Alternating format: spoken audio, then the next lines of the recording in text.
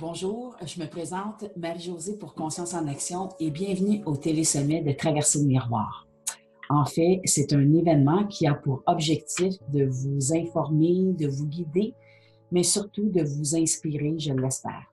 Traverser le miroir, c'est aussi une invitation à vouloir transcender la fausse vérité qui s'est dite sur nous au fil du temps et qui a fait place plutôt à un sentiment de la honte qui s'est cristallisé en nous, en nous gardant dans une spirale ascendante, en nous gardant prisonniers comme des milliers d'autres personnes dans la peur et nous empêchant d'avancer sur le chemin de notre vie et de vivre pleinement celle-ci. Aujourd'hui, j'ai le grand bonheur d'accueillir à ce télésommet un expert en Stéphanie Tessier. Elle est conférencière d'inspiration et écrivaine passionnée par la vie et par ce grand peuple qu'est l'humanité. Elle se spécialise en résilience ainsi qu'en éveil de la conscience et ose créer sa propre vie jour après jour d'une expérience à l'autre. Ces deux conférences, Je dis oui à la vie, Je dis oui à la vie version full love, inspirent la joie de vivre et nous invitent à jouer le plus grand rôle de notre vie, à être pleinement qui nous sommes. Suite à une tentative de suicide alors qu'elle était tout juste âgée de 17 ans, elle s'est faite une promesse alors dès qu'elle s'est retrouvée au département des soins intensifs d'un hôpital de Montréal, la promesse de vivre et de trouver un sens à sa vie, à la vie. De 1987 à aujourd'hui, elle a choisi d'investir en elle et de tenir sa promesse. Elle a depuis revisité chacune de ses zones d'ombre afin de les mettre en lumière, récoltant au passage toutes les graines d'amour qui avaient été semées en elle depuis sa naissance. Aujourd'hui, elle nous dévoile en toute humilité comment, de la résilience et du pardon, est née sa joie de vivre. Enseignante de méditation et de pleine conscience certifiée, Stéphanie est animatrice au groupe Méditation des Laurentides à Saint-Jérôme depuis 2015. Elle est maître Reiki et praticienne énergétique. Elle offre son expérience détente profonde à sa clientèle et partage les fruits de son expérience lors de ses partages cœur à cœur. Elle est nouvellement étudiante stagiaire au Magdalena Practitioner Program ainsi que massothérapeute ayurvédique. Stéphanie est la fondatrice du groupe de méditation des Laurentides et d'Ulivium, ce qui veut dire prendre soin de soi, s'éduquer et se réunir, qui regroupe l'ensemble de ses activités professionnelles et de ses services. Par-dessus tout, elle est mère de 3 enfants. Elle a donc 3 fois plus de raisons de rêver d'un monde meilleur, une action à la fois, F-O-I. Être semeuse de graines pour elle, être semeuse de graines d'amour pour elle, voilà le plus beau métier du monde. Nous pouvons contacter Stéphanie via sa page web, YouTube, elle a un blog, elle est sur Twitter, elle est sur LinkedIn, elle a une page Facebook professionnelle, elle a une communauté. Vous pouvez lui téléphoner, vous pouvez aussi lui écrire. Donc, je vous le disais d'entrée de jeu, c'est vraiment avec une immense joie, mais vraiment un très grand privilège que nous accueillons à ce télésommet Stéphanie Tessier. Bonjour Stéphanie! Bonjour et merci Marie-Josée. Ça va bien? Ça va très bien, très bien.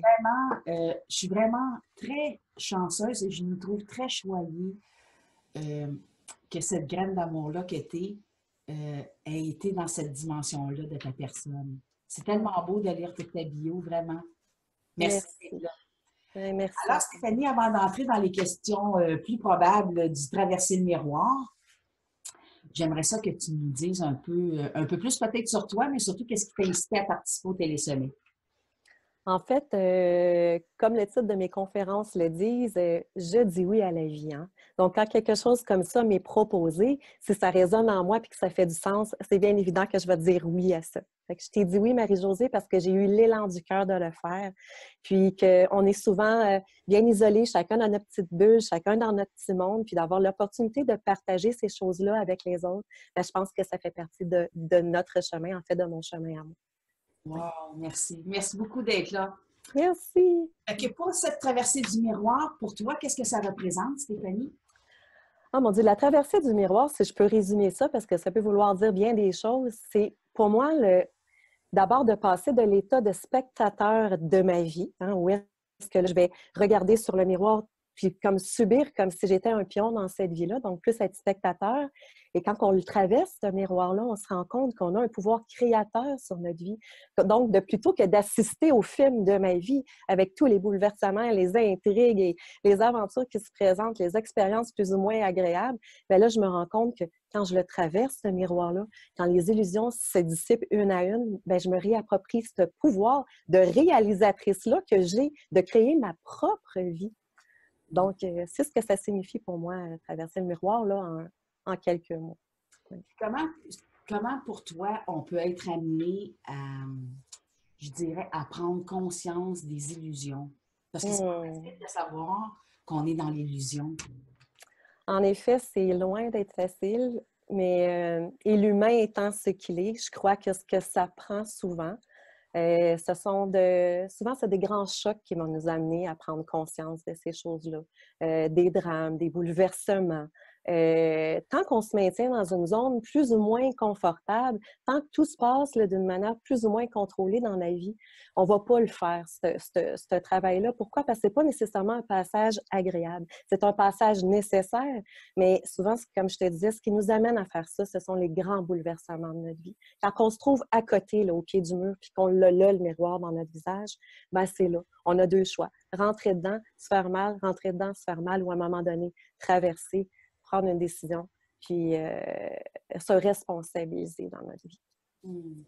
Et dans ta vie, à toi, Stéphanie, est-ce que tu te rappelles la première fois que tu as dû traverser ce miroir-là? Oh que oui, je m'en rappelle. Et à chaque jour, je dis merci à tous ces événements-là qui m'ont conduit à ça. Pourquoi? Parce que dans mon cas, à moi, j'ai pas eu l'impression que j'ai fait une traversée, mais que vraiment le miroir a collapsé en des milliers de morceaux. En fait, quand j'ai atteint ce point de non-retour-là dans ma vie, pour la première fois, j'étais âgée de 17 ans, t'en parlais tantôt dans ma biographie. Et c'est un jour béni pour moi. Béni pourquoi d'avoir tenté de me suicider? C'est pas parce que j'en suis venue à ce geste désespéré-là, non. C'est parce que je suis encore là aujourd'hui, vivante devant vous tous. Et ça a été le moment où j'ai senti dans mon cœur que vivre, c'était une décision. Que vivre, c'était un choix. J'étais plus à l'étape de rêver de la mort, mais de choisir de rêver de ma vie. J'avais survécu à ça. La vie a voulu que je demeure présente ici sur Terre. J'avais la ferme intention dans mon cœur d'en bénéficier de cette vie-là. Du moins, d'essayer de toutes mes forces à ce moment-là. Et je dis encore oui à la vie aujourd'hui de manière quotidienne. Puis, il n'y a pas une journée où je ne bénis pas les jours de mon enfance. Ah oui, c'est vraiment beau, hein? Vraiment. Ouais. C'est pas facile, mais c'est beau. C'est beau à entendre aussi. Mais la façon que tu dis, on sent toute la paix aussi, là. Puis pour toi, c'est quoi les illusions puis les non-vérités auxquelles tu étais comme peut-être le plus attachée, Stéphanie? Oui, une des premières excuse-moi, une des premières illusions à laquelle j'étais attachée, c'était que je n'avais justement aucun pouvoir sur ma vie. Que la vie, c'était quelque chose qu'on subissait qui nous arrivait. Une autre grande illusion, c'était que de cesser de blâmer les autres dans ma vie. Hein, que c'était toujours de la faute aux autres, puis de nourrir ce sentiment de victime-là dans ma vie. Parce que c'est vrai qu'être victime un jour, quand on est enfant, on est de réelles victimes. Hein. Souvent dans notre vie, on n'a pas les moyens. Mais c'est pas parce qu'on a été victime un jour que ça a à résonner avec être victime toujours. Ça, c'est une très grande illusion de laquelle il a fallu que je me sorte. Le passé appartient au passé. À partir de ce moment-là, qu'est-ce que j'en fais? Et là, c'est là que je deviens responsable de chacun de mes aujourd'hui qui me sont donnés à vivre, peu importe ce que j'ai vécu dans le passé. Donc ça a été probablement une des plus grandes illusions qui a eu à se dissoudre dans ma vie pour faire place à ce pouvoir du créateur-là que je porte et ce pouvoir de choisir de ce que je fais, de chacune des émotions qui me traversent, de chacune des expériences que je traverse. Wow, c'est beau. Puis qu'est-ce que tu dirais, parce que oui, c'est des outils, quel outil tu as peut-être utilisé, toi, pour traverser le miroir, tu sais, dans ton cheminement, Mm. ou de la conscience? Oh là là! Je vous dirais que la liste, elle est très longue. En fait, à partir de 17 ans, vivre serait devenu une réelle passion. Donc, je me suis d'abord mise à l'étude de tout ce qui était plus scientifique, hein, pour comprendre cette machine-là, la psychologie, la machine humaine, mais en tant qu'entité physique. Donc, je me suis nourrie de séminaires, de livres, d'auteurs, de conférenciers, des thérapies, écoute, des thérapies de toutes sortes. J'ai eu à investir dans ma vie, autant financièrement, hein, qu'en temps, des week-ends, des semaines, mes moments de vacances étaient consacrés à mon bien-être. Donc, pendant des années, j'ai cultivé tout ce qui était amené à moi, parce que quand on fait un pas vers la vie, hein, dans une direction, la vie, elle se met en enfer aussi envers nous. Donc, il y a des choses qui se présentaient à moi comme livrées parce que j'avais la ferme intention, moi, d'aller mieux dans ma vie. Donc, j'ai dit oui à chacune des choses qui résonnaient en moi tout au long de ces 30 années-là et je continue parce que c'est jamais fini. Mmh. Puis qu'est-ce que tu as appris de ton expérience de vie? Qu'est-ce que tu en retiens, tu sais, par rapport à aujourd'hui? Parce que, tu sais, 17 ans, il s'en est passé, là, ton chemin, tu sais, En fait, des illusions et tout ça. Alors, toi, qu'est-ce que tu as retenu?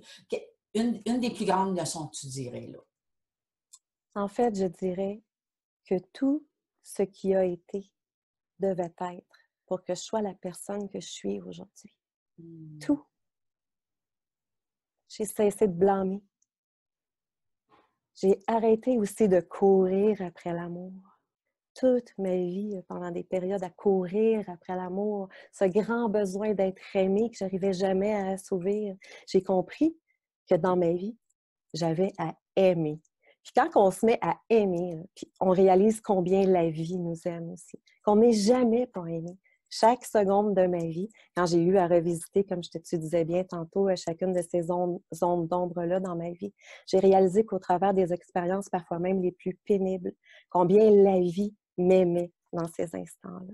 Donc, cesser de courir après l'amour puis commencer à aimer dès maintenant, ce serait ce que j'aurais envie de crier sur tous les toits. Commencer à aimer.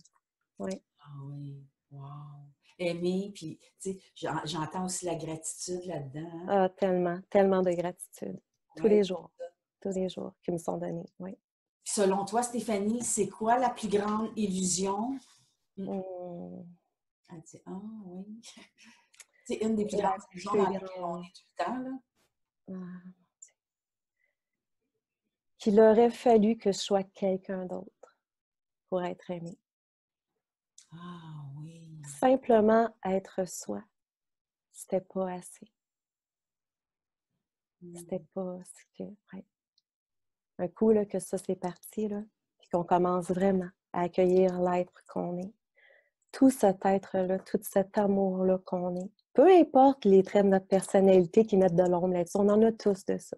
Mais dans le fond de notre cœur, on est déjà toute cette lumière-là, tout cet amour-là. Puis notre travail d'humain, je pense, c'est juste de pas essayer de devenir quelque chose d'autre, on est déjà tout. C'est juste de découvrir couche après couche ce qui fait obstacle et ce qui fait ombre à ce qu'on est déjà.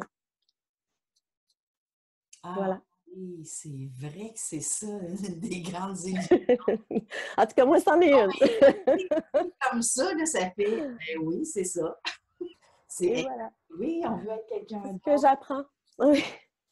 Ben, parce qu'il y a toutes sortes de conditionnements aussi à l'entour de l'humain, hein, fait que, tu sais, on Mmh. tout un peu dans cette spirale-là que je disais Mmh. d'entrée de jeu tantôt au télésommet. Ouais. Effectivement. Puis en un mot, Stéphanie, pour un peu vers la fin, en un mot, la vie c'est quoi pour toi maintenant?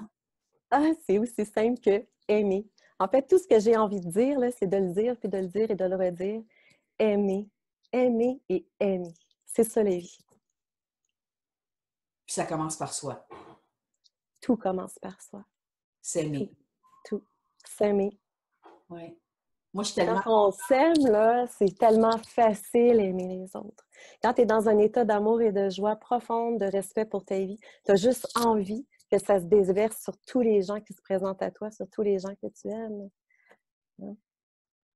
Puis, juste parce que je suis curieuse, Stéphanie, Oui. dans tes premiers moments, parce que, tu sais, après une détresse, comme tu as connu quand même à 17 ans, après ça, est-ce que tu te rappelles les premiers pas? Parce que, tu sais, juste pour l'auditoire, parce qu'il y en a en ce moment Oui. qui doivent être en train de nous écouter, qui sont en détresse, là. Mm. Puis c'est sûr que la détresse, c'est un manque d'amour envers soi-même. On est pogné dans l'illusion, comme tu viens d'expliquer et tout. Est-ce que tu te rappelles les premiers outils ou les premiers pas que tu as fait pour aller dans la direction de cet amour-là envers toi-même? Oui. En fait, en 1987, quand tu attentais à ta vie, le chemin normal, c'était après les soins intensifs, tu allais au département des soins de psychiatrie. Je me suis évadée de l'hôpital, moi, à ce moment-là, puis c'est pas parce que je conseille à personne de faire ça. Là. Mon père, j'ai réussi à manipuler mon père pour me sauver de l'hôpital. Ce qui a été une bénédiction dans mon cas. Pourquoi? Parce que je m'en allais pas jouer dehors. J'avais 17 ans et je savais que c'était pas là mon chemin, la psychiatrie, mais j'avais la ferme intention, en sortant de là, si je réussissais à sortir de là avant d'entrer dans ce département-là, d'aller demander de l'aide. En fait, le premier pas, c'est d'avoir cette petite brèche d'humilité, parce que souvent, l'ego est tellement pesant, rendu dans des états de détresse comme celle-là, d'avoir cette petite brèche d'humilité-là pour aller demander de l'aide. Et c'est ce que j'ai fait en sortant de là. La première chose que j'ai fait, j'ai été emprunter une somme d'argent, parce que, bon, j'étais sans sous à ce moment-là. J'ai été emprunter, j'ai eu la grâce de pouvoir recevoir cette somme-là de ma mère qui, oui, ça a été une des belles choses qu'elle a fait dans ma vie, de me prêter le premier 2000 $ pour faire ma thérapie en 1987. Et j'ai choisi, en 1987, à 17 ans, là, si on se remet dans le contexte économique de l'époque, j'étais une étudiante à temps plein, je venais de partir en appartement et j'ai choisi de persévérer dans la thérapie et ça m'a coûté pendant plus d'une année 350 $ par mois que ça me coûtait en 1987 parce que j'avais choisi de dire oui à la vie. Et j'ai continué ainsi toute ma vie. Tu as investi dans toi. Investir en soi. Demander de l'aide. Oser. Oser faire un pas vers la vie. Quand on fait un pas vers la vie, c'est exponentiel. T'en fais 2, on en fait 4. T'en fais 8, et on en fait 5. C'est comme ça. Donc, quand la magie, c'est quoi? C'est simple. La magie dans la vie, c'est pas attendre chez nous que tout se passe. La magie, c'est l'âme qui agit au travers de soi, au travers des autres, quand on a choisi de prendre une direction, puis on passe dans l'action dans cette direction-là. C'est ça la magie. Oui, merci. Merci infiniment, Stéphanie. Merci de tout cœur. Merci. C'est tellement touchant. Oh! Merci. Mais c'est joyeux aussi, Marie-Josée. Oui. C'est joyeux, la vie. Oui, mais c'est touchant. C'est touchant de... L'amour, là, c'est touchant. Quand on est dedans, puis qu'on t'entend, c'est touchant. Tu sais, je parle touchant à ce niveau-là. Oui, il faut accepter d'être touché aussi. Oui, tu as bien raison. Merci. Alors, merci Stéphanie. Merci de cet échange avec nous, avec l'auditoire. Je vais te laisser le mot de la fin parce que je sais que tu as une gratuité pour l'auditoire. Puis moi, je vais fermer après notre entrevue. Oui. Alors, merci à tous. Puis je vous souhaite vraiment que peu importe l'expérience qui traverse votre vie, que ce soit dans l'instant présent ou dans un moment passé de votre vie, que vous arriviez à retrouver, elle avait été semée où cette graine d'amour-là dans cette expérience-là, parce qu'il y en a toujours une. Accrochez-vous à la graine d'amour. C'est quelque chose qui nous porte, qui nous soulève, puis qui nous amène à porter action dans une direction de mieux-être dans notre vie. Je vous souhaite tout ce courage-là, puis suffisamment d'amour pour vous pour choisir de vous dire oui à vous aussi. Et je vais offrir à tous les gens qui en sortiront le besoin un lien pour aller écouter une de mes conférences dans sa complétude. Si vous pensez que ça peut aider aussi des gens dans votre entourage, je vous invite à le partager, ce lien de cette conférence-là qui dure entre 15 et 18 minutes. Donc, c'est des extraits présentement qui circulent. Et dans ce cas-ci, vous allez avoir la chance d'écouter la conférence laser que j'avais faite de 15 à 18 minutes sur le sujet qui est « J'ai dit oui à la vie ». Alors, je vous souhaite tout l'amour du monde. Merci. Merci beaucoup, Stéphanie. Alors, cher auditoire, c'était une autre entrevue du Télésommet Traverser le miroir. Je vous souhaite une excellente journée. Je vous dis à demain. N'oubliez pas, dès 6 heures demain matin dans votre boîte courriel pour l'entrevue avec l'expert du jour. D'ici là, portez-vous bien et dites oui à la vie. Bye Stéphanie! Bye, merci.